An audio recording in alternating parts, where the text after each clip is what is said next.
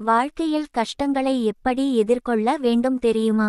நம்முடைய வாழ்க்கையில் இன்பமும் துன்பமும் மாறி மாறி வரக்கூடியதாகும். எப்போதுமே துன்பம் வந்தால் வாழ்க்கை வெறுத்துவிடும். எப்போதுமே இன்பம் என்றால் வாழ்க்கை திகட்டிவிடும். இன்பமும் துன்பமும் மாறி வரும்போது வாழ்க்கையை எதிர்கொள்ளவும் வாழ்வதற்கும் பிடிப்பை தரும். இருப்பினும் சில சமயங்களில் வாழ்க்கையில் இருக்கும் கஷ்டங்களை நினைத்து மனம் வருந்தும்போது நான் சொல்லப் போவதை நினைவில் வைத்துக் கொள்ளுங்கள்.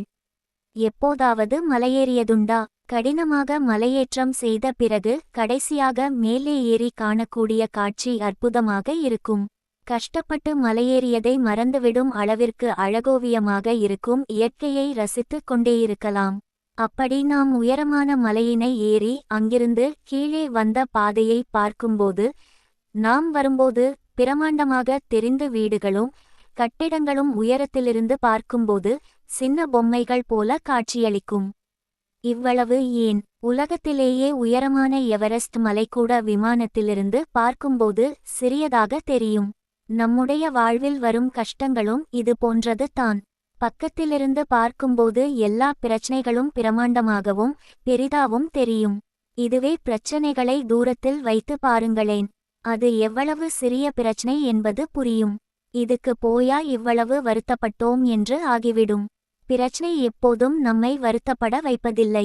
அதை நாம் பார்க்கும் விதமும் கையாளும் விதமுமே நம்மை வருத்தப்பட வைக்கிறது. பெரிதாக இருக்கிறதே என்று நிறைத்து வருத்தப்படும்போது பாரமாகவும் விசாலமாகவுமே தெரியும். இதுவே இதையெல்லாம் என்னால் சமாளிக்க முடியும் என்ற எண்ணம் மனதில் தோன்றும்போது மலை போல இருக்கும் துன்பங்கள் கூட துரும்பாக மாறிவிடும். இன்பமோ துன்பமோ அதை நாம் எப்படி கையாளுகிறோம் என்பது நம் வாழ்க்கையின் போக்கை மாற்றக்கூடியதாகும்.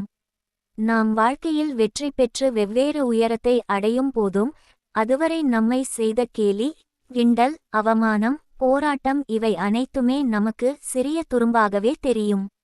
எவ்வளவு உயரத்திற்கு வந்தாலுமே ஏறி சென்ற படியை மறக்க கூடாது என்று சொல்வார்.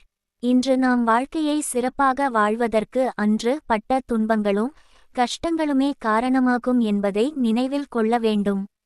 துன்பங்களே நம்மை பக்குவமான மனிதர்களாக செதுக்கியிருக்கிறது என்பது நிதர்சனமான உண்மை. அதை சரியாக புரிந்துகொள்வது மேலும் வாழ்வில் வெற்றியடைவதற்கான வழியாகும்.